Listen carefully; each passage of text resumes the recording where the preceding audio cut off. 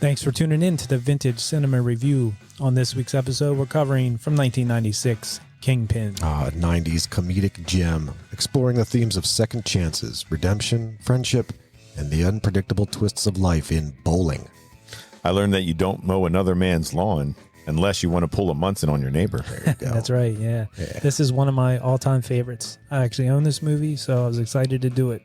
We hope you're enjoying our podcast. Speaking of which, if you are, leave us a 5-star rating on Spotify, on Apple, a written review, and sit back, relax, and enjoy from 1996, Kingpin.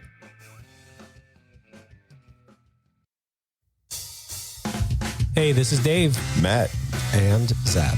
And welcome to the Vintage Cinema Review. Where every week we review some of our favorite films from the past. Hey, there ain't no late fees here. Silence is golden. And be kind. Rewind.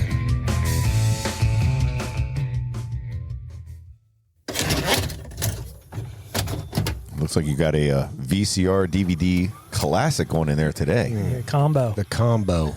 They taste so delightful. Yeah, do they still have the combo? Can you buy them? Oh, I don't know if you could purchase them. I have one over there in the other room. Yeah. So this is my pick this week, Kingpin. Yeah. All right. So I had never, until this episode, I had never seen this movie. And Dave, thank you for bringing this movie into my life. Which we thought you were joking about that. Nope. Kind of. Never saw it. Never saw it. I for sure thought this would be in your wheelhouse. It is. I don't know how I slept on this, but yep. Hey, better late than never. That's right.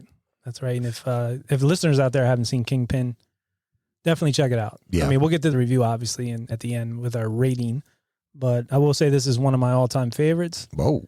So all time. Yeah. Dang, that's saying a lot, bruh. Is that Munson on this one? I tell you guys, like before when we talked on another podcast, like I'm not a big comedy movie guy. Like I watch them once through maybe, and there's a lot that I haven't seen. Like I just recently saw Step Brothers, for instance. That's right. That's right. And like movies like that. But for some reason, these Farrelly brother movies, I love them. Now, I will say that I haven't seen all of them, which we talked about. Yeah. There's quite a few I missed, but this one's probably my favorite, more than Dumb and Dumber, actually. Yeah, we were talking of the dozen or so Farrelly Brothers movies I have seen. Farrelly. Is that Farrelly? Is that the right name? Farrelly. Yeah. I have seen now 4. Up until recently, only 3, but now 4.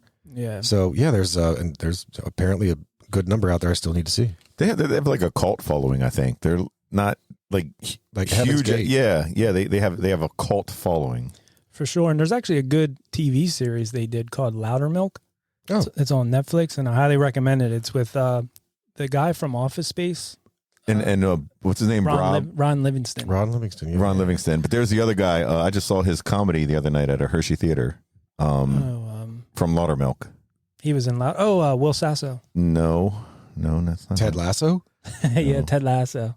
Well, Matt, did you see that Thursday night? Yes, at the Hershey Theater. Yes. Who was the comedian? That's the thing. I know that there was a comedy show Thursday night, and I ended up meeting somebody and talking to them about that. And they said that, we went to this show Thursday night, and it was some comedian. So, yeah. I never heard of them. Friends of Megan's, they were like, we have tickets. You guys want to go? We're like, yeah, sure. We got nothing else to do. But the guy was pretty funty. Yeah, but he was from Laudermilk. That was like, yeah. Yeah, that's a good show. So, but back to the movie, today's movie. Oh, yes. Yeah. We digress. Let's get back to it. So, Kingpin, released in 1996, July 26, 1996 to be exact. It was rated R with a runtime of 114 minutes. Not a long movie. No, not at all. No. I mean, if you use the industry standard of, you use the industry standard of 2 hours, right? That's the good ballpark.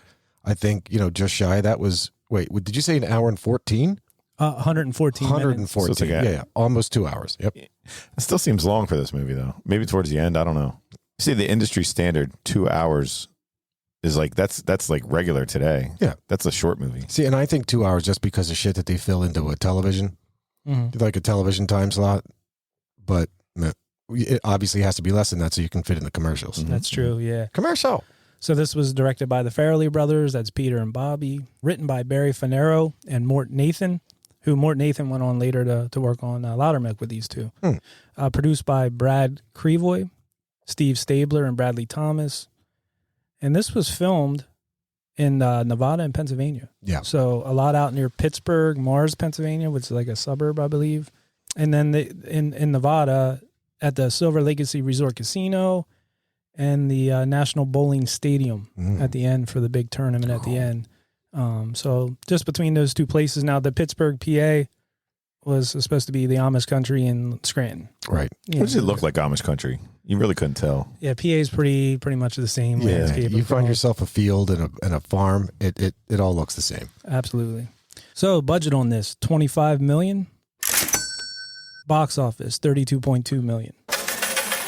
Okay. It made his money back. They made their money back plus a few extra million. I mean, I call that a win. It's not a blockbuster, but it juice was worth the squeeze. Now, there is a fun fact at the end that might have had an effect on this in the budget, so we'll find out when we wrap it up. But they thought it would make more, though. I guess they were a little upset. Yeah, they were butthurt on it. A little disappointed.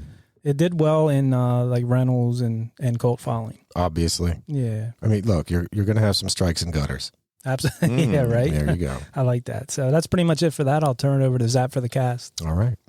The cast of Kingpin includes, but is not limited to, Woody Harrelson as Roy Munson, Will Rothar as a young Roy Munson, Daniel Green as Calvert Munson, Bill Murray as Ernie Big Ern McCracken, Lynn Shay as Mrs. Dumars, Randy Quaid as Ishmael Borg, William Jordan as Mr. Borg, Prudence Holmes as Mrs. Borg, Rob Moran as Stanley Osmansky, Vanessa Angel as Claudia. She's every man's type. She is. Richard Tyson as the owner of Stiffies, and Chris Elliott as the gambler. Yeah. I love Chris Elliott. I like this cameo in this. Yeah, he's cool. Yeah. Look, not for nothing, I hadn't seen Richard Tyson since the 80s. Richard Tyson, I'm trying to remember. He was a boxer in the 80s. Dick Tyson, yeah. Dick Tyson. His brother. I want to say that had to be an 80s movie. Had to be. Now I'm trying to picture him. I just watched this yesterday. Well, he played the bully. He played Buddy Revell in 3 O'Clock High. Oh, yeah. Okay. Like, that's the face. Like, as soon as I saw that face, I was like, holy shit, man, that's Buddy Revell. Yeah. Holy cow. That's a great movie, 3 O'Clock High. It is, I love man. that one. Yeah, it's a good one. I get that confused with My Bodyguard, which is another one that was highly recommended for us to review. Never saw My Bodyguard from the 80s. I think of Kevin Costner and Whitney Houston. Oh, yeah, no, that's just the Bodyguard. Oh. This is My Bodyguard. Shout out to Brooklyn Brian. He loves that movie. He's like, oh, you got to do it someday. So, 80s movie? yeah, early 80s. We talked about that before. Like early 80s, I believe. So That's a song by Young the Giant, right? My Body. Yes. My Body. That's right. I don't even know that. That's a good one. Yep. I want more. That's right. That's right. My body tells me no, but I want more. That's right. So I guess that's it for that fun stuff. We'll turn it over to Matt for a brief synopsis. Okay, we actually have the DVD here of Kingpin. It's out of my collection. Yes. man. Legit. The Dave collection. Mm-hmm. This one includes footage not shown in theaters. This is additional. That's it, extra. And it starts with 2 thumbs up, way up by Siskel and Ebert, which is odd for this movie. I guess they like a Farrelly Brothers type. Yeah, I mean they're usually pretty harsh on stuff. Yeah, sometimes, especially like this kind of comedy. I saw they gave it 3.5 out of 4 stars. And look, Dave, I appreciate it. It's a good movie. Mm-hmm. But to hear that kind of rating come out of Siskel or Ebert, like I don't know, that speaks volumes. Maybe, like Matt had said, it's just something they dug. Who knows? You would think with like film critics that comedies, like they probably think of them as like lowbrow. Sure, kinda throwaway. Like, there's no real cinematography here in the storyline, but this one obviously they enjoyed. So I think, because like Woody Harrelson's acting and also Bill Murray's acting in this, I think was very, very good acting. Absolutely. The guys who brought you There's Something About Mary and Dumb and Dumber strike again with a gut-busting farce that's just too funny, says the Los Angeles Times. Woody Harrelson, Randy Quaid, and Vanessa Angel come up winners in this raucous, joke-on-a-second comedy with plenty of balls.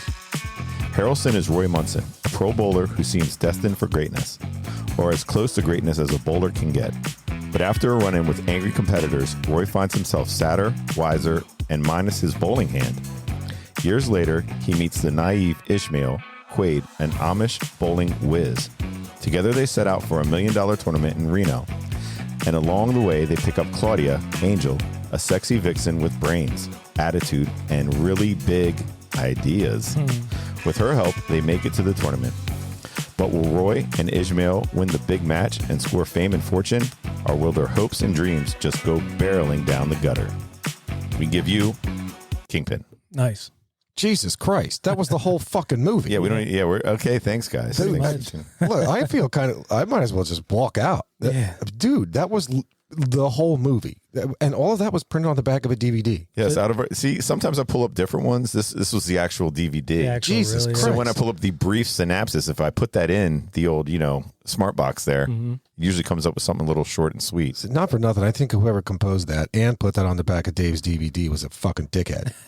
Should I just hit the fun facts button? Well, you might as well. No, and I say that because, look, don't you want to leave some kind of element of, I don't know, surprise, some, cliffhanger, like, oh, here's just a little tidbit. Here's a tidbit. No, man, that was literally the whole goddamn movie. They're like Roy meets an Amish guy, they meet a girl, go to Reno, bowl over. That's the movie, pretty much. Jesus. Well, they didn't mention McCracken in here at all. Okay. Yeah. I'll just skip to the McCracken parts. Yeah. Right. He's amazing. I guess that's it for the synopsis, though. Yes, that was the not so brief synopsis. It was brief, but Christ, very detailed. Right. Well, let's steer through the movie a bit. All right, let's do this. Our story begins in 1969, where we meet a doting father and his son, Roy Munson, whose approach, delivery, and release when it comes to bowling are sweeter than yoo-hoo. Okay, like we just did there. Yeah. Fast forward to 1979, a pivotal year for Roy, highlighted by his crowning victory at the Iowa State Bowling Championship. Under his father's guidance, Roy embraces bowling not just as a sport, but as a path to glory. However, his success catches the eye of the charismatic and cunning Ernie McCracken, who swiftly drags Roy into a world of shady deals and deceit. In a devastating turn of events, a hustling scheme orchestrated by Ernie goes awry, culminating in a brutal encounter that leaves Roy incapacitated by having his hand chopped off in a ball return. With his dreams and aspirations shattered, Roy is forced into a life marked by drunkenness and despair as a failed bowling supplies salesman in Scranton, Pennsylvania. Close by. Should have tried to get a job at Dunder Mifflin. Dunder Mifflin, right? Yeah. You know, we were talking earlier about this. So there's a movie out there about, I'd tell you all this as a backstory. So there's a movie out there about this woman who cheats on her husband, Richard Gere, with some hot looking dude, whatever. And I forget the actress's name. Since then, I've absolutely loathed and despised that woman and think she's a whore because she played that character in the movie. In that movie. It's not Susan Sarandon. It's anyway. With Richard Gere? Yeah, Richard Gere. Was it the one where that little Spanish dude? Correct. Infidelity, I think, is the movie. No, I don't think it's Infidelity. Is it? Is that it? Whatever. So it's that one. I hate that goddamn woman. Now, since we're invoking the concept of Scranton, Pennsylvania, since it's in this movie and that's where Roy Munson lives, Scranton, Pennsylvania is also home to a television show we all know and love called The Office. Yes. On that show is Michael Scott, played by Steve Carell. Steve Carell played the role of a real douchey shitbag boyfriend in this movie called a movie I just love, The Way Back. So because of that, I hated Steve Carell for the longest time just because he played this douchebag role. Tell you all of that to get to Bill Murray. You hate him. And now I fucking hate Bill Murray. I can't stand him because he's just such an asshole in this movie. He is amazing in this movie. Yeah. It sucks. Now I got to watch a lot of Ghostbusters or Groundhog Day to get my hate for Bill Murray out. Yeah, he's a different type dude. But I like this in the beginning, and like his dad's working at a service center, and you'd think the kid's pitching or something because his dad's like, "All right, come on, throw it in there." Yeah, he's like, "Hey, Dad, you want to play a game? Right. Can we play it? Yeah, can we play a game?" Yeah. But here it's bowling. So he's, and I wish more parents would do that. Like, think outside the box. Like, it doesn't have to be baseball, football, basketball. There's other sports out there. Yeah. And that was like, his dad was probably thinking ahead, like, "Oh, okay, that's your talent." They do have bowling. college bowling. Like, they usually show absolutely. the women's on like ESPN2 or like the Ocho or one of those ESPN channels. Yeah. But bowling's big. Yeah, but think how many parents like push their kids into sports that they're probably not great at, like, but maybe they're good at something else or would enjoy it more. Did you guys Like- take bowling in high school? Yeah, Remember that? Yeah, we used to go in the blue van. absolutely. That was so much It was fun. like a phys ed for phys ed. To the Red Crown Bowl. Dude, I love that because it was great. I was in school, in class, and I was smoking in class. Yes. It was fucking awesome. Yeah, that was great. That's cool. We used to go over there on Sycamore Street. Yes, Red Crown. It's not there no more. It's some sort of like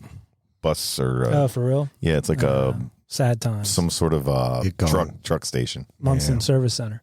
Could be. So, and then flash forward to 79, the groupies that were there Yeah. at the bowling, you know what I mean? Oh, Like, yeah. Who knew, like, if you're like a great bowler, you'd have groupies like that? You know, I'm reminded Girls. whenever the Olympics come around. So, like, let's say the Winter Olympics, which in my opinion is far outweighs the Summer Olympics. So, the Winter Olympics, there's a particular event in that curling. I love curling. Can't get enough of watching curling. Man, I could sit and watch that all goddamn day. But you never hear you never hear about that. You never hear that about, or I'm sorry, you never hear about that in your gym class or as an offering for this, that, or the other. So be it that, be it some other obscure sport. Mm-hmm. How do you find out about these? How do you become a champion in these sports that nobody hears, or at least not nobody, but very few people know about? Well, I think in Canada, like I think curling's huge. Sure. I think they do go there. And during maybe I'm gym just class a- and things like that. Maybe I'm just a closed-minded asshole American who only thinks that baseball and basketball and hockey and Well, that- whatever is that football are they're the only sports in the world. no. Go ahead, Dave. I have a nephew that does fencing. That's Oh. kick ass. You know what I mean? How many kids go out and do fencing? That's actually my wife's father. He went to Penn State for fencing. And Yeah. that's not the Yeah. trade of putting up a barrier between No. you and your Yes. neighbor's yard. You're talking about the sport sport. with swords. Yeah, it's Very good. fencing. Yeah, it's like He's a like- cool outside the yeah. box type thing. It's Sure. like, you know, good for him doing something like that. You know what I mean? But yeah, I think we're closed minded sometimes as Americans. Like, there's the three big sports, and that's it. Well, no, I mean golf's getting up there too. Oh, where golf, you like for see sure. you see these like 6, 7-year-old kids like at training, like at I don't know if I can say his name, but there's like a training yeah. place around here that Yeah. has younger kids that go, and you see some kids there just like 6, 7, 8 years old, like working on something. I was like, what's he doing? He's like, oh, he's working on his like backswing. Dude, there are Asian, crazy. so serious as cancer, there are Asian countries out there that will government sponsor kids like to spend their lives to come up being golfers. Like, and you see that you see it now entering the PGA and the LPGA. Like there are a growing number of fantastic Asian players or Eastern Asian players. And yeah, that's serious. It's government sponsored where, you know, tax dollars are going to, look, man, don't work, don't go to school, don't worry about this, just play golf. Learn how to play golf. Constantly, yeah, it's Yeah. just reps. Well, Yeah. speaking of golf, this movie's about bowling. It It is. is. It is. I like that scene in the diner, and we were talking up there about some of the dialogue. And what got us there was what he put sugar in the guy's tank. That's in correct. Woody Harrelson's tank. And they ended up at a diner, and there was some good dialogue there. Some great dialogue. Like, yeah, could I have a Tanqueray and Tab? Jesus, that's awesome. You can still buy Tab, by the way. That is still Just available Where? soda.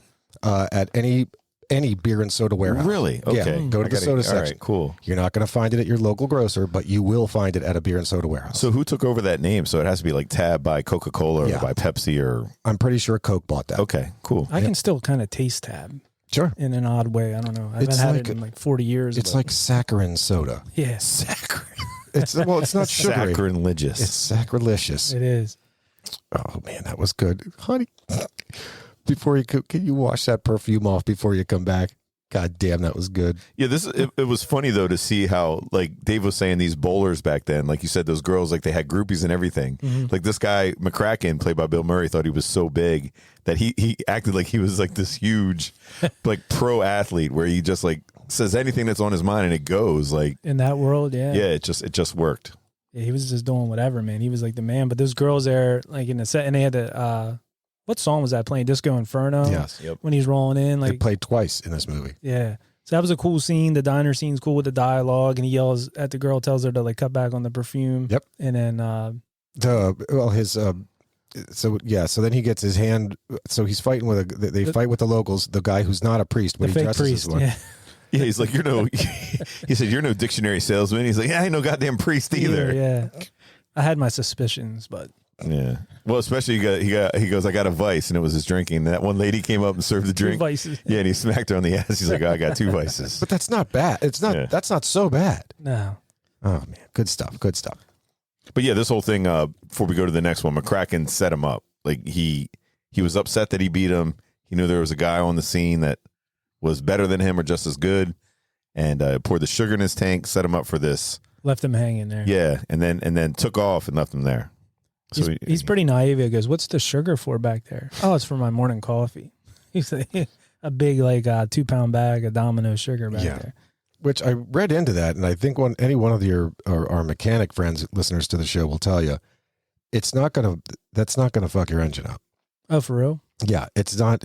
It's not going to happen. It's going to make its way through. What it'll do is it'll certainly gum up sensors and tubes and pumps, but it's not going to necessarily make your engine shut off.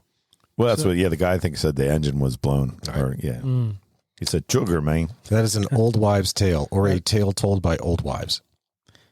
All right. While on a sales visit at a local bowling alley, Roy meets Ishmael Borg, a diamond in the rough with a 270 bowling average, hailing from a reclusive Amish community. Roy, recognizing Ishmael's extraordinary bowling talent during an impromptu demonstration, sees a potential path back to glory through the naive young man. Despite initial reluctance, Ishmael is persuaded by the dire need to save his family's farm from financial collapse. Their pact sets them on a new trajectory, where Ishmael's purity and Roy's worldly cunning will find common ground amidst the lanes of professional bowling and hopes of winning $1 million prize at a national tournament in Reno, Nevada. $1 million. $1 million. So a lot to unpack so far. Yeah, that Lancaster Bowl. Lancaster Bowl, located in Scranton, Pennsylvania. Yeah, how about that? Didn't make sense to me. Yeah, I didn't get that either. Because I thought initially this movie took place in Lancaster County, but because of the Amish. Yeah, I think that too, but I think somebody got confused as well. They thought Amish, they thought Lancaster, and so they put that on the bowling alley. But again, they're in Scranton. But I think the Amish people were played by actors. You might be right. I don't think they hired real Amish. They weren't real, and they didn't hire real Amish people to be the writers of this movie. What was the one? It was huge. I think they love it in foreign countries. It's still The Fugitive. Yes. Yeah, Woody Harrelson. Or no, that what I keep. Woody Harrelson. Harrison Ford. Harrison Ford. That is so. Fun fact. That's one of my all-time favorites. Great movie. That's a good movie. Yeah. That also has the chick from Top Gun in it, right? Kelly McGillis? Yeah. No. Jodie Foster, right? No. There's no chick in that. Except there the is. fugitive's dead-ass wife, but who cares about her? No, Kelly McGillis is the love interest in the future. Maybe it's not. I don't know. You are out of your goddamn mind. I got to look at it. Maybe we'll have a write-in. Yeah, a mailbag item. Yeah. So what about the novelty machine there? So I got to tell you, this movie. So the goodness about this movie is, not necessarily the simple story. It's a simple and good story. Reminds me a lot of Happy Gilmore. Mm-hmm. The tone of the movie, just simple slapstick comedy, but it's the one-liners that get you. And I got to tell you, probably one of my favorite quotes in this is when Roy is at the bowling alley where he meets Ishmael, and he says to the guy running the bowling alley, "Hey man, what about he's just a salesman. He's like, what about a gross of fluorescent condoms for the novelty machine in the men's room? Look, these are fun even when you're alone." Yeah, right. He follows up with him and says, "Look, man, this is like the hula hoop of the 90s. People go nuts." That's right. Just to watch that unfold, this is a guy just trying to pawn anything he can to make some kind of commission. Yeah, what a job. To make some kind of money to pay his rent to that landlady. So their interaction, oh my God, dude, that was so fucking gnarly. Her teeth were just so bad. But bad, yeah. The scene of him just constantly throwing up. Dude, he had to have sex with his landlady to get a month's rent. Yeah. Yeah, that was bad. That stage of robbery. Then after that, that made me laugh. That was good. But that also had me thinking about Ishmael and the Amish. I wonder how many diamonds in the rough there are in other sports in the Amish community. There's the next Tom Brady that's Amish. I can tell you, man, their arms are like cannons. Right. I remember during the quarantine or whatever, during the COVID years, basically the year of 2020. A buddy of mine was working on his backyard, and he needed to get a lot of big timbers, and he decided he wanted to do black locust as the timber. And this is a very dense, very sustainable wood that'll last longer than the dirt itself. It's a long time lasting. This is the shit they make railroad ties out of. So he found this place up in It's basically on the way to Penn State, Okay. like the no man's land on your way to Penn State. And while it's near the Harley dealerships, On past Skeeters. probably past Skeeters. So it's very near the Harley dealership. So once we get there and we see this place, these guys have forearms like fucking Popeye. Like their forearms were bigger than my thighs. Huge, just tossing these timbers all over the place like they're throwing toothpicks. That's what I mean. They could play linebacker or something. You know what dude. I mean? Like Or just- arm wrestling. I think they play just a lot of volleyball and like tetherball. If you ever drive by, yeah. like they're always doing volleyball or tetherball on like Sundays. Oh, one other thing I noticed in this I think it was in the previous scene with Munson and Ernie McCracken at the bowling alley. They were drinking beers and eating pickled eggs. Yes. So it's like pickled eggs. Is that like a bar food or 100%. like a yeah? They have those at like every VFW still. Yeah. Is that a PA thing or is that? I don't know. Yeah, I was Might wondering. be a PA thing because I you're hard pressed. I've never seen that in any other state but PA. Yeah, pickled eggs. I love them. Now, Yeah, granted, they're I've been good. to a lot of dingy bars in PA. I haven't necessarily been to as many dingy bars in other states, but Right. yeah. I don't think like the peanuts and stuff in the devil. I think the eggs. I think since like COVID, you don't want people like reaching their hands and Right, grabbing right. stuff so they used to. They have Yeah. that in those big bologna. You know the Oh yeah. in the Also in the brine. yeah in the brine For yeah, sure. yeah, That's yeah. Brine bologna. Yes. Yeah. Brine bologna. It's delicious. Mm-hmm. Oh, we I messed up. That movie was Witness that we were thinking of, not Not The Fugitive. Fugitive. Witness was the Witness. one that was filmed in Lancaster, And that with, was Amish. That was Amish, yes, and that was Kelly McGillis was in that. Yes. Yeah, Can I right, get a right, right. witness But that was a good movie. to see The Fugitive? Yes. All right. Not long into their road trip, Roy learns that Ishmael's 270 bowling average was based on 15 frames instead of the typical 10. Because of what they do stuff twice as good or That- twice as much one as and a regular half. people. 1.5 times as yeah. good. That's nothing some good old-fashioned coaching and training can't fix. The duo's adventures take them into the bowling tournaments and the seedy underworld of hustling. One particular hustle introduces them to Stanley Osmansky, an amateur bowler with plenty of wealth, a violent temper, and a 2-lane bowling alley of his own in the basement of his mansion. They're also introduced to Stanley's drop-dead gorgeous girlfriend, Claudia, who, fed up with Stanley's violent ways, joins Roy and Ishmael on their pilgrimage to Reno. Yeah, back to when Roy goes to get Ishmael, to do all this. I was laughing when he goes to the Amish community dressed like Amish, and he goes, "Hey, top of the morning to you," and then he goes, Like they're like they're Irish or Right. whatever. And then when the one scene, this is, and I still remember this from back then, laughing. He goes out and he's like milking the cows, and he comes in and he's like, "Man," he's like, "I was working on that cow all morning. That's one tough cow." she And was stubborn. She was stubborn. He's got like cream all over his face, and they're like, "We don't have a cow." So, but we'll- Oh, see, I'm gonna go brush my teeth. yeah, have that a was bowl. nasty. That made me gag a little bit, but He had a whole bucket. that was nasty. Like, goddamn. Big bull.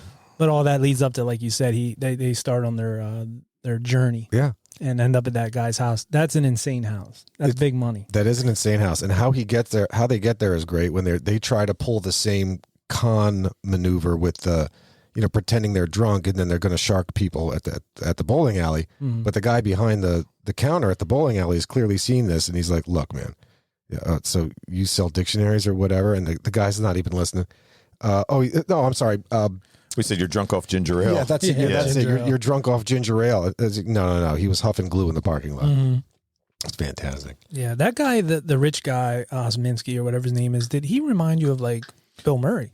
To me, like, Yes. there was something about him. I thought maybe they were related, but I Mhm. looked up his name and they're not. I He think just reminded me of the lead singer of Bush. the I thought it was. Yes, I I can can see I was like, that. is that Bush? Like, I who can is that totally guy? see that. Yeah. Yeah. Gavin Rothsdale. Yes, that's what I thought it Yes. was. I but could it's see not. that too, for sure. Now you say that. I can see the likeness to Bill Murray only because they both played douchebags in this role, Yeah, I can see that in too. this movie. But that was some house, man. I know there's people that are rich like that do have bowling alleys in their Sure. in their basement. I've never been to one like that, but Didn't Richard Nixon put a bowling alley in the White House I don't know if it was Nixon. I think it was actually long before Nixon. or Ford? One of them guys. Somebody had a Yeah. bowling alley put. It might have been Johnson, Lyndon. Lyndon Baines. Yeah, that'd be cool. Yeah, I don't know. It'd be cool to have a bowling alley in your house. I think we did that at Kramer's one time with like beer bottles, like staged them up and. It's entirely possible. But no, I've never been to a house like that. So I know I'd seen Claudia someplace as I'm watching this movie, and lo and behold, it was Spies Like Us. She was in that. Shit, yeah. She was basically the not the love interest, but she was the one. She was the other doctor, that Dan Aykroyd ended up doing the nasty with when they were out in the woods. That was an 80s in the movie, snow. right? Shit, yeah. Because she was 31 in this, 30 or 30. I looked up her age. Yeah. She did not look 30, 31. No. Solfinger. That was Spies Like Us. Yeah. But that the scene with the freezer or the beer, she goes to open up the fridge and the nipples and all that. But it didn't affect Ishmael. No. But then Ishmael went to grab one for everybody, and he had the hard nipples too. Right. He said, "I feel so nipply." What's his name? Got a temper, dude. Stanley. Oh my God! Yeah, he was slapping her around. Slapping around in the back. Time to go. Mm-hmm. Beat, man. That guy's a real. Well, that's what beast. she said. She's like, I could put up with a lot of things, but that, and then she's had to get out of there. That guy definitely had that 90s villain vibe. Yeah. Just the way he dressed and everything else like that. It was a good pick for that character. Reminded me of the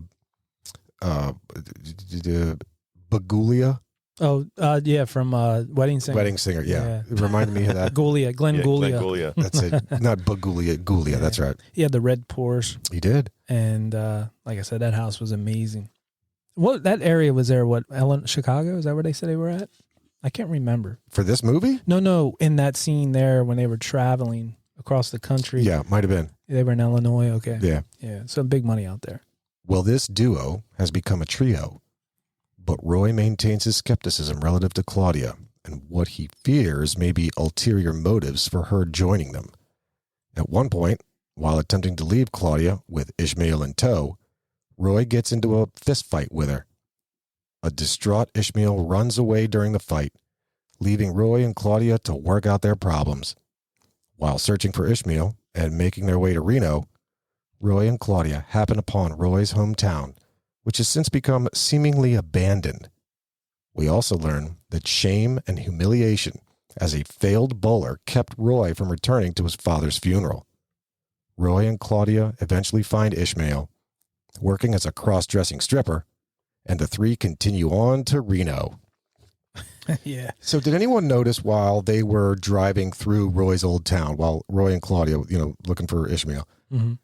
as they're looking to left on Roy's side, all of the, you see certainly all of the old service station, the old ice cream place, everything's all dilapidated and it looks like a nuclear bomb hit there. Everything's just dead in the desert.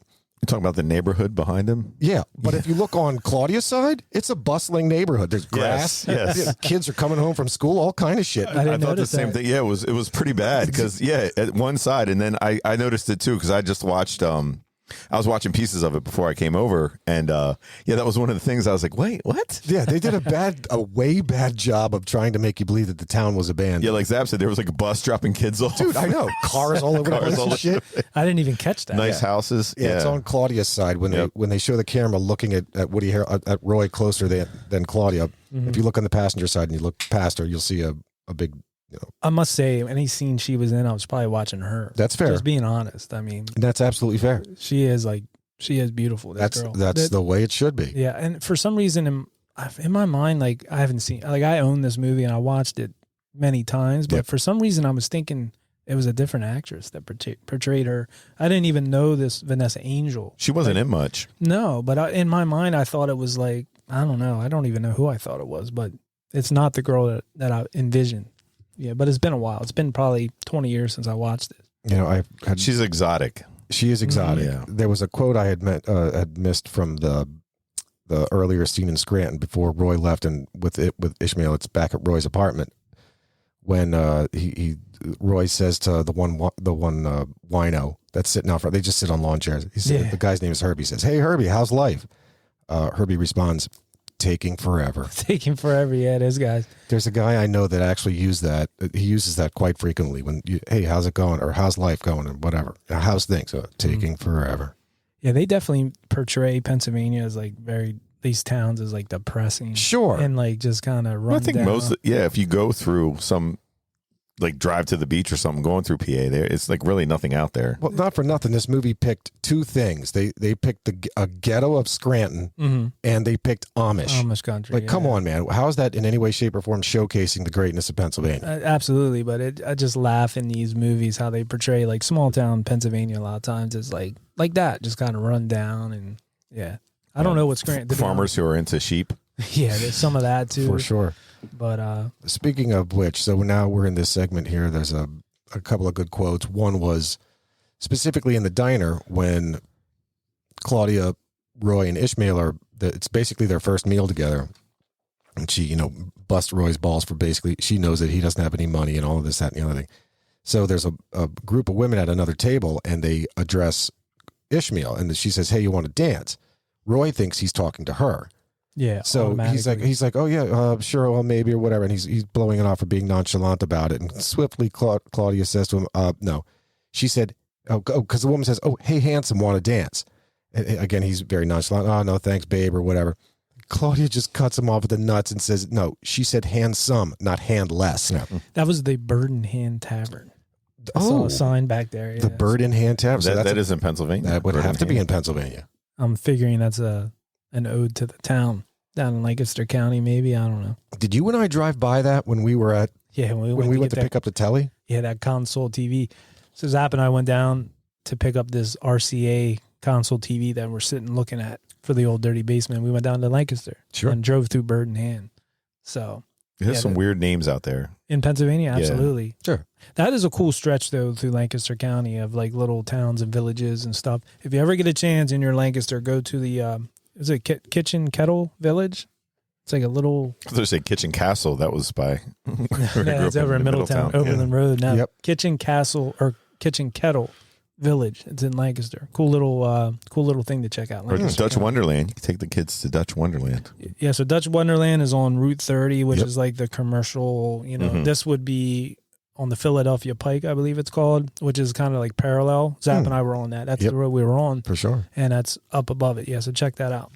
Kitchen Kettle. Yeah, Kitchen Kettle. There is, so at this point, these two have a fist fight, and the battle royale in the parking lot is great. This is So they whoop each other's ass. As Roy is trying to just ditch Claudia, and he's trying to take Ishmael with him. So they make their way outside, and there is yet they of course get into these verbal altercations right before they're fighting. But the one line that just stuck with me so much is when Roy says to Claudia, he's like, "Look, half the dresses you got, you need 2 hairdos to wear." Yeah, I love that. That's fantastic. The subtlety in that is great. It makes you think for a second, like, wait, 2 hair. Yeah, with two hair. Oh, the lower hair. Yeah. But I like right before they get in that fight, she kicks him in the nuts. And he's like, damn. He's like, you got a wide foot. That got them both.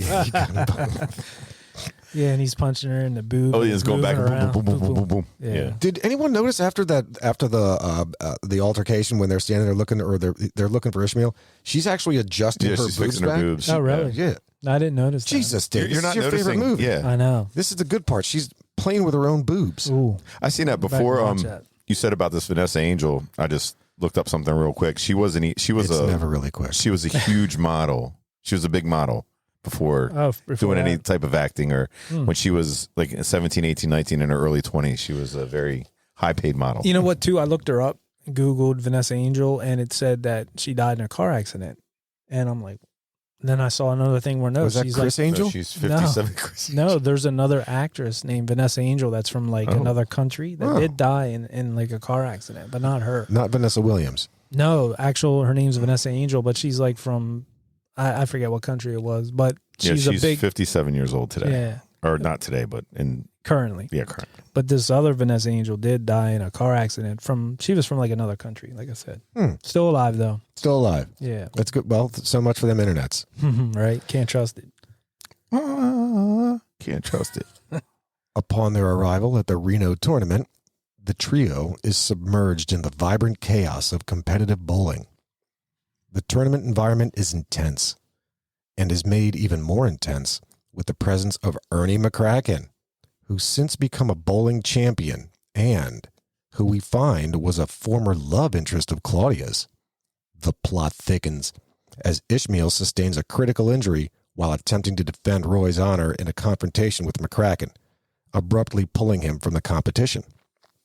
To make matters worse, Claudia disappears, along with all of their money, after Stanley Osmansky and his sidekick arrive. Yeah. So he automatically thought she was up to something shady. You know He the whole time had his reservations about her. Like, why is this beautiful, gorgeous, drop dead, gorgeous woman. Why is she hanging around with us two schmucks? Right. An Amishman and a one-handed, burned out bowler. Well, then McCracken, he's like you got to stop slumming. Yeah. Yeah. Because Ernie and her hooked up back in the day. Yeah, it's a small world when you got tits like that. But Ernie, Yeah, that was a good line. Yeah. That was a good line. McCracken had everybody. Yeah. Well, you know what? It was Chicago because he referenced that's where they had hooked up. Okay. Yeah. Okay. So I do remember that from that Back scene. in Chicago. But I had to laugh when he was walking over to talk to them. Some girl was coming up for an autograph and he signed. He's like, I'm in room 1103, by the way. And like handed it to her, like real kind of nonchalant. What about the paternity suit? Oh, no, fellas. No, I pulled out of that one real Quick, yeah. Yeah, he had some good lines in there. But what was the place that their main selling point was the potato bar? Correct, the potato bar. There's more. Man, I bet you've thought about the next time you've seen me more than there is toppings on that potato bar. Yeah. Oh, God. Why don't we find places around here that have a massive just potato bar? Look, that's mashed a fun, potatoes. that's a fun thing, man. Yeah, you can put so many different things on potatoes. Sure. It's just a blank canvas. Do all sorts of shit. Oh, well.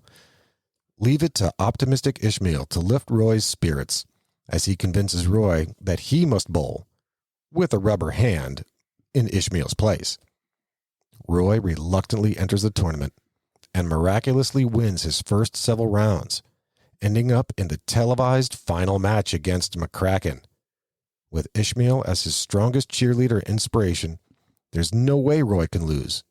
That is, until Ishmael's brother arrives and takes him back to Pennsylvania.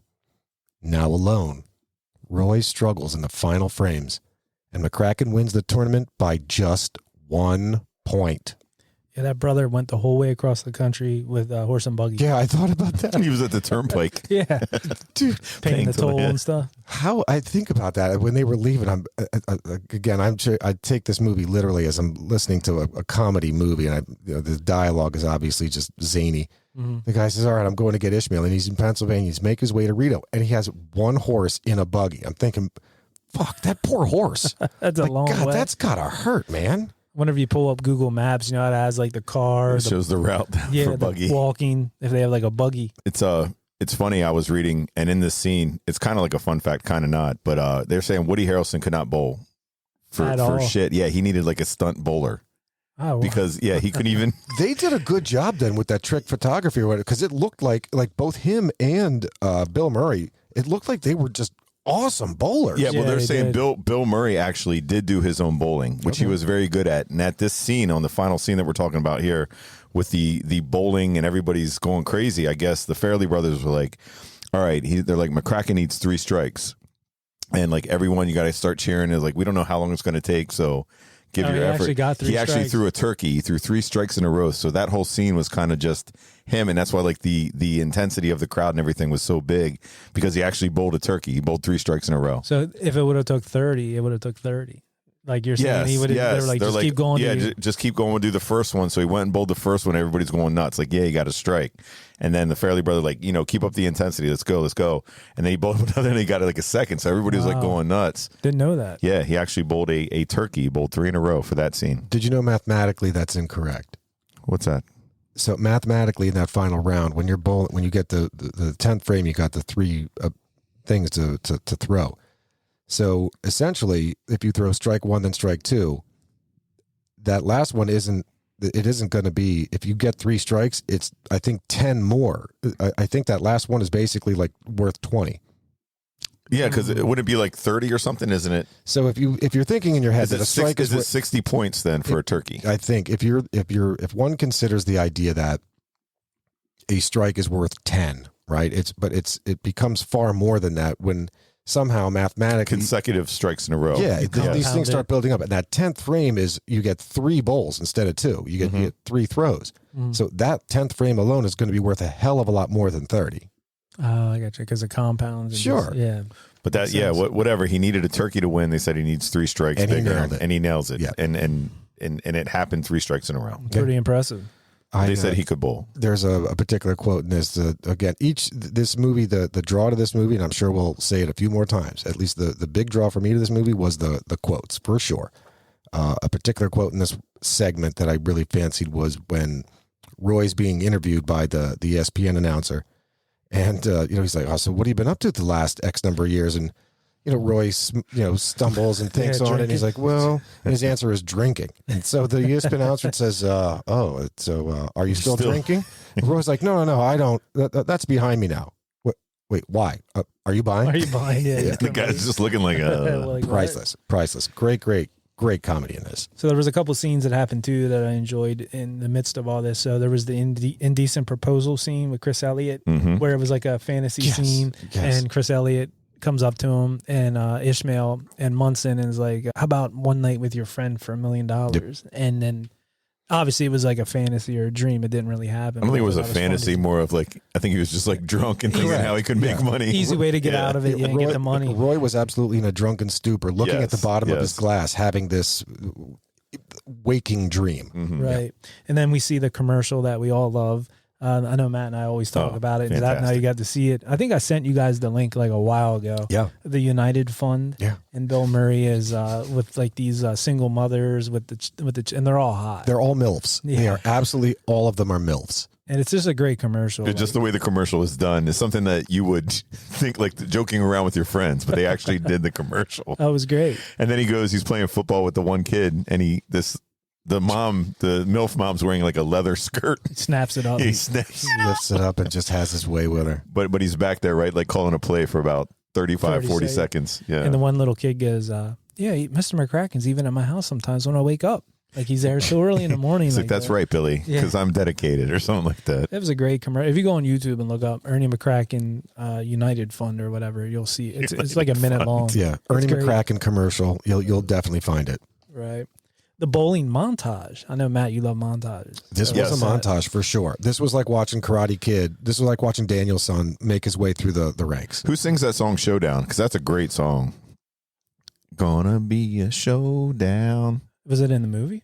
Yes, at the bowling montage. Was that by Foghat? It's raining all over this world. Is that Foghat? I don't know. It's a great song. Showdown. Yeah, they're looking for a showdown. Take it easy. No, that's Slow Ride. Oh, Slow Ride. Shit. Two cameos we have in here, though, is Urge Overkill. God damn it, Dave. That was one of my favorite fun facts. Oh, go ahead. So, Indeed, who played the national anthem at the beginning of the bowling tournament, the national bowling tournament, was, in fact, Urge Overkill. Right. I will be happy to alert all listeners that it was, in fact, Matt, who back in the 90s was the one to introduce me to Urge Overkill with their classic Sister Havana. Was that me? That was all you. I wouldn't have known shit about Urge Overkill until Pulp Fiction came out. Yeah, I was going to ask you. That was before Pulp Fiction. Yeah, that was Girl, There'll Be a Woman Soon. That was a good track. Yeah. No, actually, there was like Zap and I had like this playlist before school. Hell yeah. There'd be like 3 or 4 or 5 songs that were just like on a cassette that we would just rewind the shit out of. And then we'd stop, have 1 or 2 cigarettes, and then make our way to class. Yep. How about the other cameo? Do you know the other one? That was the Blues Traveler. Yes. Yes. John Popper. He was the announcer. Yep. Did anyone notice that he's actually reciting lyrics of the one song? So what's the song? But anyway, the song is But Anyway. Yeah. He is, as the announcer, just speaking the lyrics to that song. But Anyway. Yeah. They play that. They play it at the end. Yeah, the Amish. They're not Amish though. Not Amish. They just play them on TV. Right. Yes. Oh, how about the one other thing? The girl with the big cans that runs out, and Munson is trying to hug him, and he pushes her away because it was like his fun. Yeah, he was trying to bowl. So there's a fun fact about that, and I want to save that for the end because that's a long fun fact. Okay, good. But yeah, that blonde chick that runs out, when he pushes her away or he says like goodbye, he actually slaps her tit. Big Earn does. Yeah, no, he grabs it. He's like fondling it as he's like pushing her away. Oh God. Well, while preparing to depart Reno, Roy is ambushed by Stanley and his sidekick, who are now searching for Claudia. Well, as it turns out, Claudia stole all the money Roy had made by betting on McCracken to win. And phone records from the room show that Claudia had called McCracken 14 times over the course of 3 days. It doesn't take long for Roy to convince Stanley that McCracken is the one to blame, and the 3 part ways. Days later, we find Roy back in Scranton, as he receives a visit from the elusive Claudia. She explains to Roy that she disappeared with Stanley in Reno to keep him from hurting Roy and Ishmael, and later hoped to throw Stanley off of her trail by leading him to believe she'd run away with McCracken. All the while, Claudia had actually fallen for Roy. After offering Roy half of the winnings she'd stolen from Stanley's, we learned that Roy has since earned $500,000 in an endorsement deal from Trojan Condoms, thanks to his rubber hand. Yeah, what a good tie-in. Great tie-in. The novelty, the condoms in the beginning. Condoms in the beginning, condoms at the end. Yeah. Did you guys at the end of the big McCracken Woody Harrelson when they were bowling, he goes to shake his hand. He's like, whoa, whoa, whoa. He grabs his hand off. He throws it up in the audience. The guy has just no... insult to injury, man. But then at the end, the guy's sweeping the floor after everybody's gone and gives it back to him. Yeah, Munson. There was a... whoops. I don't know if you call it a continuity or if you call it a goof, but there was a scene where I could actually see Woody Harrelson's hand holding the hook. Oh, really? Like the long sleeve that's supposed to cover the like hand. A mess up or whatever. Yeah. Well, his hand was an extra 4.5. They didn't work hard on that. Yeah. No. I think it might have been during the flossing scene. So I didn't watch my actual DVD copy. I watched it on Pluto or something. I too watched it in Pluto. Yeah. That was a terrible experience. I saw it on commercials YouTube. and stuff. But YouTube TV had it. Oh, did they? Yes, but commercials still. The commercials kill, but at least it was in 4K. I'm not paying $3.99 or high definition, so I was able to probably can catch that on that high def versus this DVD copy for sure. But that the hair in the end, that's a great part of that. Hair. And his bowling ball with the rose in it. His whole get up and everything. It's just this flower that's encased in a perfect sphere of urethane. It's the most glorious ball I've ever seen. Oh, and of course, dude, please don't tell me I'm alone that after watching this movie, well, maybe I am because it was my first time. Dude, I'm on the internet immediately searching for novelty bowling balls. For real? I looked up an eyeball bowling ball. I looked up a Planet Earth bowling ball. I looked up the moon bowling ball. Yeah, bowling is good, man. I enjoy it. We should start bowling. Dude, we need to get a team. Old Dirty Basement needs a bowling team. It'll be every Thursday night at I would 7 be or something. all in on that, man. I love bowling. I say to my wife, I'm telling you, every few months, hey man, let's go bowling. What do you think? Let's go bowling. And I get I'm going to throw my arm out. It's going to hurt my shoulder. Right. Or injuries and stuff. I don't want to go hang out at a bowling alley or whatever. I love bowling alleys. But a fun fact, I don't know if you guys are going to get into it, but I'll just say it now about the Rose bowling ball. Yeah. It's when they were visiting these different bowling alleys and stuff all throughout, the areas that in Pittsburgh or whatever. Yeah, they actually saw that bowling ball. They were perfect. Yes, and they were like, this is a McCracken bowling ball. And that's how they got it. I had no idea. That's a great fun fact. That is a great fun fact. See.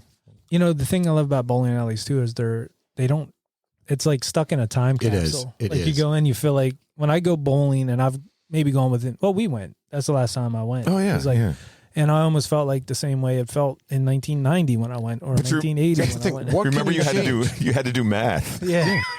That's it. No, remember there used to be those things you had to write down with that marker type thing. Oh, remember that when you were younger? You had to keep score. Yes, you had to keep score, and it's shown it onto the screen. There was a little thing up there from the table. Yeah, it's how Napoleon got busted for fixing his scores in Bill and Ted's Excellent Adventure. Was it an overhead projector? It was like a projector, and then you would write score. It was like one of those markers, but it wasn't a marker. It was like the Chinese marker type thing that you would peel the thing. And you would keep score with that. Which reminds me of the same over-the-head projector type thing that McCracken did to get in the head of Roy during their tournament. He wrote I miss you, I'm sorry, or for what I'm taking back, Claudia. And they're all over there laughing, pointing at him. He's so great. McCracken's great. Yeah. Dick. Guy's amazing. He's a jerk. He's just funny, man. He is funny. It was definitely a very funny role. But I was reminded, and I've heard this, and please tell me if I'm wrong. Does Bill Murray get to be somewhat kind of attitude-y or not holier than thou, but I'm better than you type mentality when he's doing movies? Almost I don't want to say almost like a Chevy Chase type thing, but maybe a little bit. They said he's hard to work with. Yeah, I know him and Chevy Chase hated each other. He's got a really big fucking ego, a really big ego. Yeah, I wonder about that. I'm not sure, but I loved him in this. I know he's a dick in it, but he just it's just so comical to me. He did a great job at being a dick. He definitely did. One other line I laughed at too when they first walk into the bowling alley in Reno, and Ishmael goes, "Look at all these great athletes," and it's dudes drinking huge guts. Yeah, and it's huge beer bellies. That is bowling. I mean, it's the one sport that you can be. Not, I shouldn't say one sport. There's other sports like that. Sure, golf, for instance. No, golf. John- Them guys are jacked. Well, look at John Daly. I was Yeah, thinking, but he's like 92 years old. curling. Yeah. Oh, curling. You could be fat and shitty for curling. All you got to do is throw a stone. Yeah, you're right. Now, granted, that stone is like 15 pound or however much it is. 50 pounds, however much it is. But bowling now, like, if you ever watch it on TV, I'll like catch it every now and again. They got this dude with like this big like white afro dude. Is he good? Yeah, and they got like they don't hold the ball in the holes anymore. They just They hold it like this and just spin it. Yeah, they're just holding it on their side and spin. Yeah, and There's they just spin it and it just. a buddy of mine. A buddy of mine is a amateur bowler. Like it's what he does for fun. Like, you know, if we record a podcast or whatever, if we sit around a fire, you know, drinking, his fun is going bowling, and he's actually quite good. Like he's in the 200s. Damn. Okay. Yeah, dude. Look, if I meet somebody like him who has his own ball and his own shoes, that tells me that guy's into bowling. Yeah, he's quite good, but he doesn't use his fingers either. He just holds the ball on the Cups side. it like, Yeah. like a brace on his hand. I want a bowling bag. I want my own shoes. we need to join a league, Dude, because wintertime's coming. Like I'm sure we can get in a league. And it's Yeah, not absolutely. expensive. It's It is not. It's cheap. You can get a kick your ass bowling ball for like $150, and that's a lot. You can do it. yeah. You could probably get away with $100, $120, and look, Black Friday's right around the corner. Yeah. Look for the sales. Get yourself a bag. Get yourself some shoes. We can do this, man. Shit, Dave. Last time we went, I think you can still buy pitchers at Yeah, bowling pitchers of alleys. You can get beer. pitchers of beer for $5. Dave, what you're saying though earlier really does resonate to the extent that bowling has not changed. There's no change in bowling. There's nothing. Not. It just has it's the same as it vibe. was when we were kids in the 80s, as the same as it is now. Same food, same the whole experience Right, is just all the same. I think the only thing that changed is that they removed smoking in most of the bowling alleys. God, yeah. some communist. I think for my birthday this year, I think we're gonna go bowling. Bowling Shit, yeah. party. Yeah, I'm gonna have a bowling party. We're bowling in February, like Chuck E. everybody. Cheese, you know. Yes, Chuck E. Cheese. Back to one thing we forgot to bring up was when Roy's talking to Ishmael on the Amish farm about like, you know, a round thing with 3 holes, and he goes, "Leave Rebecca out of this." He's talking about- Miss Rebecca out of Leave this. Miss Rebecca Miss out of this. Rebecca. Yeah. I thought I wrote that down. That was funny. She was kind of hot though. I like Miss She Rebecca. was. Yeah. Again, with the nature of this movie, I was waiting for this. I was waiting to see like her go topless or something happen. Right. Something sexually happened to the Amish Miss Rebecca. It didn't happen. You guys remember like Broad Street Market, or you go to like the markets and they have like the Mennonite, the Amish, like Working there, yeah. yeah. Some of those girls are pretty cute. Pretty cute. Yeah, I bet, older Amish ladies. look, whoever it was, What's I up, bet ladies? I'm betting that either Claudia or Miss Rebecca were pretty good at hockey Oh yeah. because I bet they shower with 10 Mennonite. 10 Mennonite, yeah. Right. Oh, top shelf. Top shelf. All right. Oh, Matt, your favorite part. In the movie's denouement, Ishmael returns with his brother to his family's farm. Instead of receiving a scolding and shunning from his family, Ishmael is welcomed home and finds his family, along with Roy and Claudia, waiting for him. Ishmael may have given in to the temptations of a forbidden bowling career, but he displayed decency and moral fiber while on his journey. He's also given the credit for setting Roy's and Claudia's lives on the straight and narrow. As a token of thanks, Roy pays off the Borg family's debts with his endorsement money from Trojan Condoms and drives away with Claudia as the film ends. Nice guy to do that. Yeah. You know what yeah. I mean? 'Cause He gives Claudia a big smoochie yeah. at the end there. Yeah. Yeah, I definitely like that at the end. I knew for a fact, I was like, I know Zav's going to love this one line that Ishmael's dad has about Claudia. It's like, he even got Claudia to stop being a whore or something, like something along those He lines. says you even helped Claudia to stop being a whore, comma, the whore that she is. Yeah, the whore that she is. Yeah. And at the end, one of the kids says, goodbye, Brother Roy. Goodbye, whore. Goodbye, whore. That's right. Yeah, there was a lot of that in this movie, but She was that was her role was pretty much. Yeah, I mean, she admitted it. yeah. in the She was like, movie. yeah, She's whatever. Top shelf, man. Top shelf. Top shelf. Loved it. Loved it. Loved it.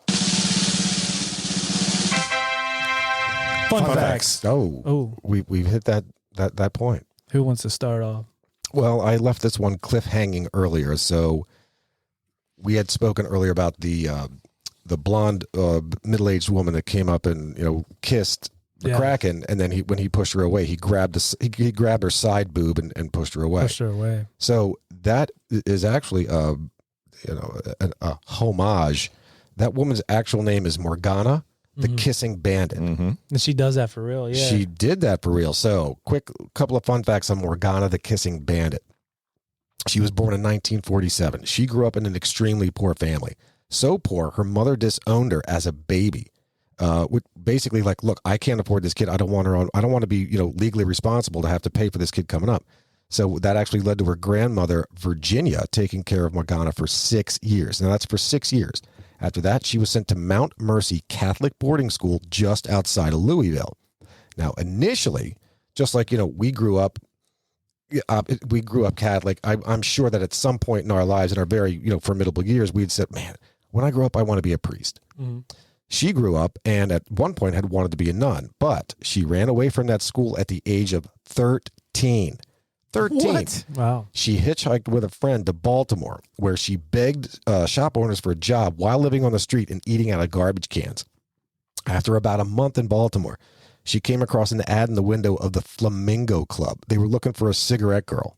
You must be 18 years old. So she, even at 13, she lied to the owner. She says, yeah, she told him she was 18, but the owner actually thought she'd be better at being an erotic dancer. At 13. So he says to her, well, you could be a cigarette girl, that's fine, but why don't you be an erotic dancer?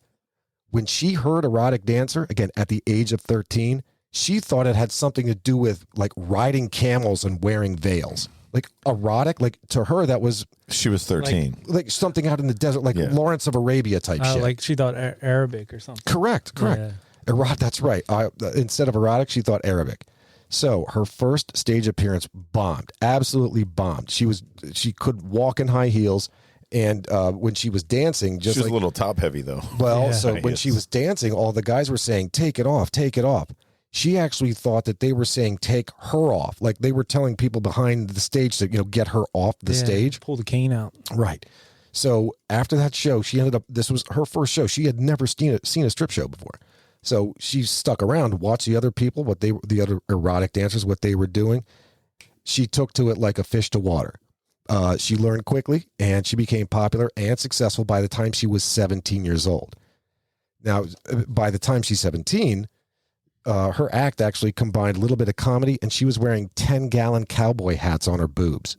Wow. Yeah. That's talent. That's amazing. That's 10 gallons. So notable victims of this kissing bandit include, now this is a chick in, I don't want to say in flagrante delicto. This is a chick that at sporting events, televised events. Oh, I've seen her now you say that. I know exactly who it is. She was back in the 80s, she was big. She wanted to get that attention grabber. Like you see it now sporadically. People will run onto the field and streaker and they'll get tackled by security and shit. Her shtick was running out and kissing famous athletes who include her first one, Pete Rose. Oh, wow. God rest his soul. Charlie Hustle. I would have bet it wasn't him. Nolan Ryan, Johnny Bench, George Brett, whom she kissed twice, Steve Garvey, Len Barker, Cal Ripken Jr., and Kareem Abdul-Jabbar. Oh, she was like a baseball hussy. Her baseball was her biggest her one. main one. Yeah. When you said that, and I was thinking about it, I do remember her now that you say that. Fun her fact. That's a fun short story. Yeah, it is. That was that was good. Yep. You got one, Matt? I guess I have. When Peter Farrelly moved to L.A., his roommate was actually Woody Harrelson. Oh, okay. So that's how they kind of hooked up. Yeah, and they got to know each other, and I guess Farrelly was like, I got other stuff to do, this and that, and Woody's like, hey, I got this role on this show called Cheers. And he got him into that. Yeah, well, no, he didn't. But he said he's like, this guy's never going to work in L.A. Then he got. Oh, he got in. I got you. Yeah, then he got the role. Yeah, then he got his first role on Cheers as Woody, I think. The bartender. Yeah, he was real young in that. Yep. That was his first role. Yes. I wonder if he told Mr. Farrelly that his father was a convicted murderer. Oh, yeah. That's right. Remember? Yeah. Charles. And for those who haven't listened, the Old Dirty Basement did a podcast on Woody Harrelson's dad. Yeah, was it Charles Harrelson? Sure. How do we not even know? Harry Harrelson. We did that one. It was fantastic. We have no idea where it was like a while ago. Dude, I was just asking my wife the other day if we did one on Ted Bundy. Oh, we had 2-parter, 3-parter. Yeah. Correct. Yes. Absolutely. Yeah. Actually, somebody said that to me at work today. They're like, "Oh, I watched that thing on Bundy." He's like, "Remember when you guys did that?" I was like, "Did we do Ted Bundy?" Did we do it? You don't even remember it. Look, I swear we did the Hollywood Bandit shootout. Yeah. So back to what I was talking about in the very beginning, fun fact on the box office on this. Yeah. So Peter Farrelly described the film's poor box office performance as the greatest disappointment in the Farrelly brothers' career, blaming its release during the 1996 Olympics. So he blamed it on the Olympics that people weren't going out to the movies. So maybe it would have did better. Despite the initial blow to their ego, the movie found success on home video 6 to 8 months later. Wait a second. He's saying that because people were so busy watching the Olympics, they didn't go out to see his movie. That's the excuse. Okay. Whatever helps you sleep at night. This is one of those movies that's not a big theater movie, though. No. We've done so many movies now, you can tell by watching them again that this wasn't... The target audience would have been kind of weird for this. You know what I mean? I caught it on rental, for sure. Oh, for sure. I was living in a movie theater. An apartment with my roommate, Matt, the other Matt. Yes. And I remember we watched it, and we were just laughing so hard at it. Like, this was after... This was after Dumb and Dumber, sure. Which the other movie that, they have done before this. That was their first movie, I guess, Dumb and Dumber. So, but yeah. So it did well then. It went on to do well with the rental and had a cult following. It is. It's not a movie that... I don't know. It's strange. It's a good movie. The roles that Woody Harrelson play and Bill Murray play are great. Mm-hmm. Yeah, for sure. I have a few coulda, woulda, shouldas. Yeah, let's do it. Ernie McCracken, as played by Bill Murray, could have been, the first choice for that was Jim Carrey. Yeah, I heard that one. And before it was Bill Murray, the next choice was actually Charles Rocket. Don't know who that is. Charles Rocket, you might know him, at best, if you've ever seen basically like extreme early 80s, I think it's like 1980 and 1981 episodes of Saturday Night Live. Mm-hmm. I've seen him, but I know he was in a couple of movies. But fun fact about Charles Rocket, he slit his own throat. And died? Yeah. In 2005, dude slit his own throat. They found him in a field on his property in Connecticut. Are they sure it wasn't foul play? Well, who's to say? Yeah, I think so. Who's to say? That'll be a true crime. Could be. Matt, what you got? I don't know. I think we're talking... I don't know if I talked about this with you guys upstairs. We did, yeah. Okay. I know what you're going to say. Yeah, Bill Murray improvised pretty much this. Every line that he had in here was just Bill Murray. It does not surprise me. Yeah, they had stuff that, they wanted him to say. Bill Murray looked at it and was like, yeah, I got this. And then let's film. Right. So he's good like that, man. Which I can applaud that. But yeah. I think you have to be Bill Murray to pull that off. Oh, yeah. And by that, I mean, you can't just be some Tom, Dick, and Harry walk in there. So Bill Murray's approach to that was simply, I see what you're trying to convey. I see what you're trying to do here. I got this. I will put this into my language. Mm-hmm. So you can't be some no-name who gives a shit about who you are on your first role actor going in doing that and saying, hey, man, I got it. Fuck you and your writers. I'm just going to ad-lib this. The director would cut you off. But I think Bill Murray is such a... Like, I don't know how... Like, the dude's a dick in real life. I think he really is. Yeah. Like, he's really cool. Like, I'm pretty sure he's a dick in real life. Yes, but I think that's just what he does. He's like, okay, I got this. Like, no, we want you to do. He's like, no, I got it. I'll do my own thing. Just go ahead and film. And he can, for the same reason a dog licks his balls, because he can. He can. Yeah. So during a meeting with Michael Richards about a role, they didn't say which role, a disagreement led to Richards climbing out of the office bathroom window.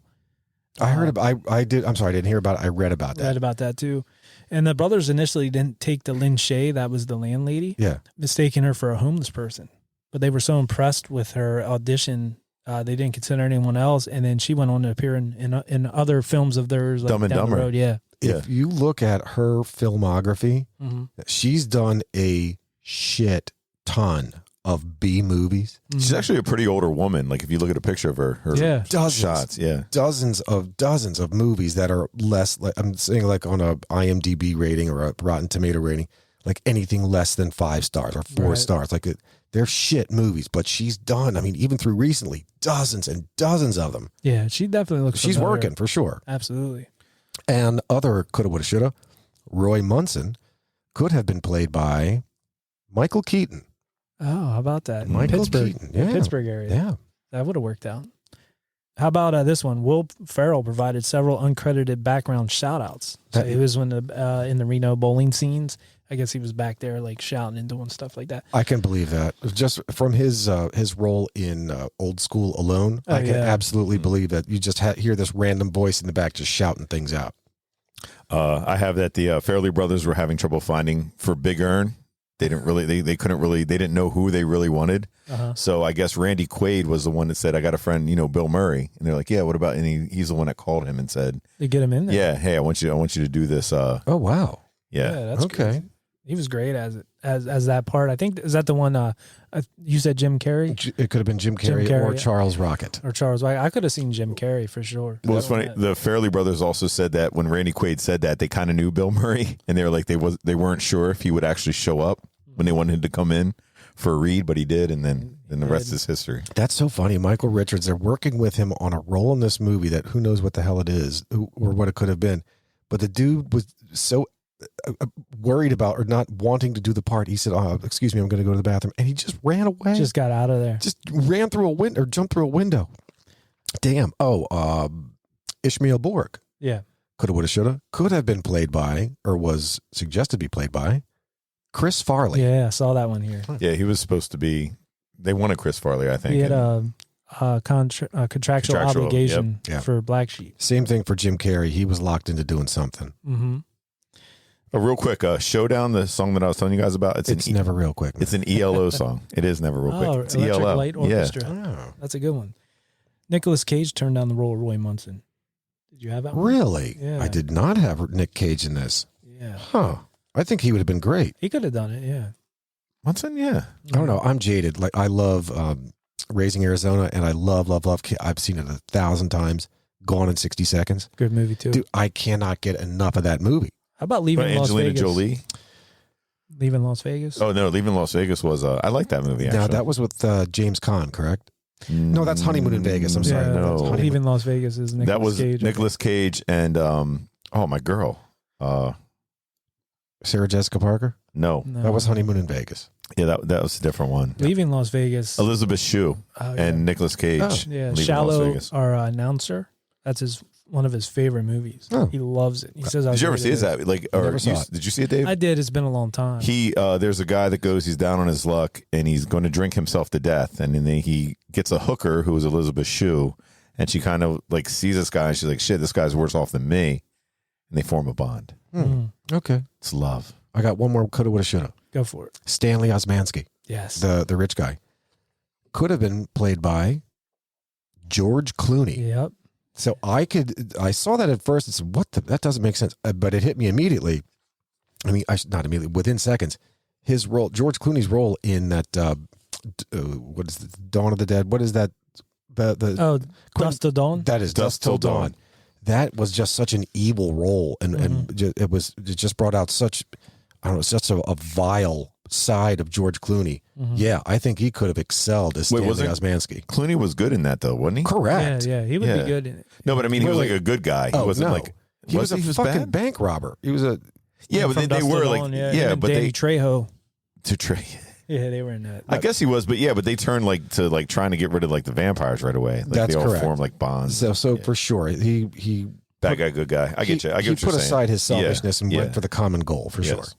So Roy's car in this was a 1972 Oldsmobile Cutlass convertible. Yep. So I thought that was interesting. Yep. We had cameos like we talked about, Blues Traveler, Urge Overkill, and one of my favorite ESPN, probably my favorite all-time ESPN personality is Chris Berman. Yeah. And he was in that. And then also Chris Schlenkel and the dude from the Red Sox was in it also. he played Skidmark. Skidmark, that's right. That's right. Shit. it was the pitcher? Yeah. Roger Clemens. Roger Clemens. That's Roger Clemens. I was going to say Cal Ripken, but obviously not. It's Roger Clemens. Yep.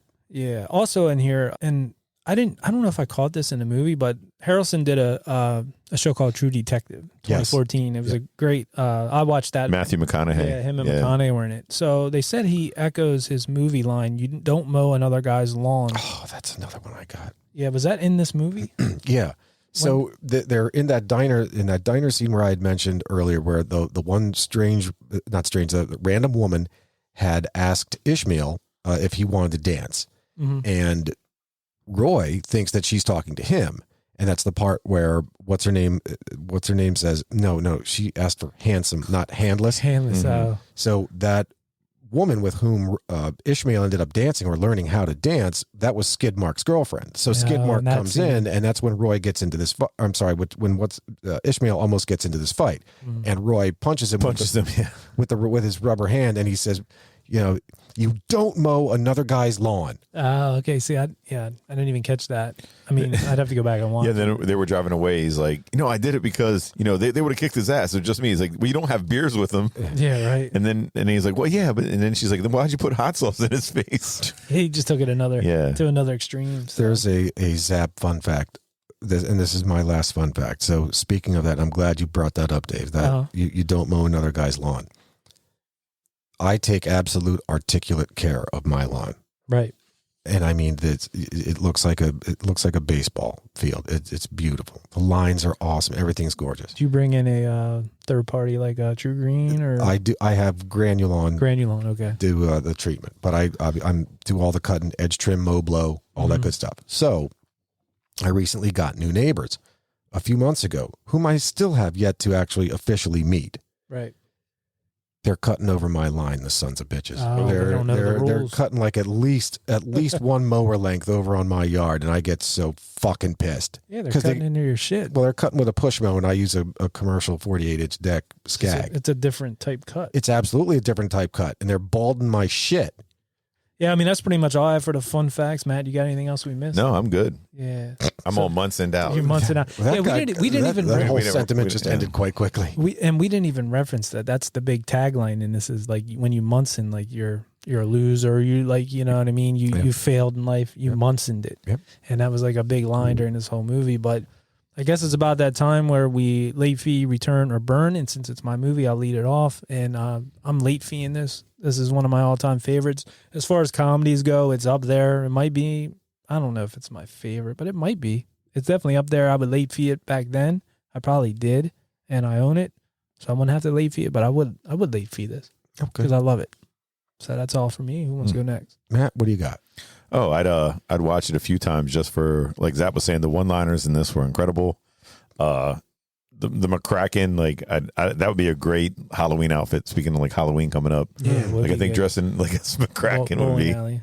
Yeah, just like get like the bald head thing in the back with like that hair, yeah, and his one-liners, his attitude in this movie were just great. Woody Harrelson was cool in it, and watch it a bunch of times and then bring it back. Yeah, so I don't get a late fee on it. Nice. So no late fee, you would return. Yeah, return it, but after plenty of watching. I would return it after maybe 2 watches, 2 or 3, because again, I would. The man, Bill Murray really threw me off in this. Like it really changed my opinion on that guy. But you can't get around the one-liners and the dialogue in this movie. Like it's really well written. Mm-hmm. It's really well delivered. The tenor and tempo of their exchanges are just great. It's despite it having come out after, it's reminiscent for me of Happy Gilmore. Mm-hmm. Like this is, to me, instead of golf, it's bowling. And I'd love to see Jefferson's on ice. I don't know about you guys. Forgot all about that. Yeah. I forgot all about that.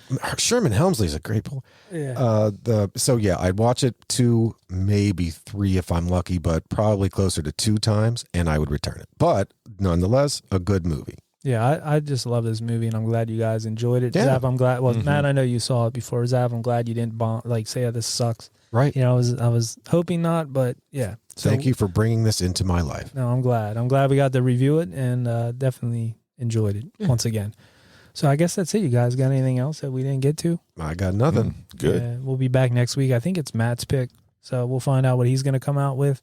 If you're enjoying the podcast, don't be afraid to go on there. Leave us a review. 5-star rating we prefer. You can leave a written review on Apple. And I guess that's it for now. So we'll catch you where? On the flip side. If we don't see you sooner, we'll see you later. Peace. Thanks for listening to The Vintage Cinema Review in the Old Dirty Basement. If you dig our theme music like we do, check out the Tsunami Experiment. Find them on Facebook. Their music is streaming on Spotify and Apple, and where great music is available. You can find us at Old Dirty Basement on Facebook and Instagram, and at Old Dirty Basement Podcast on TikTok. Peace. We Audi 5000.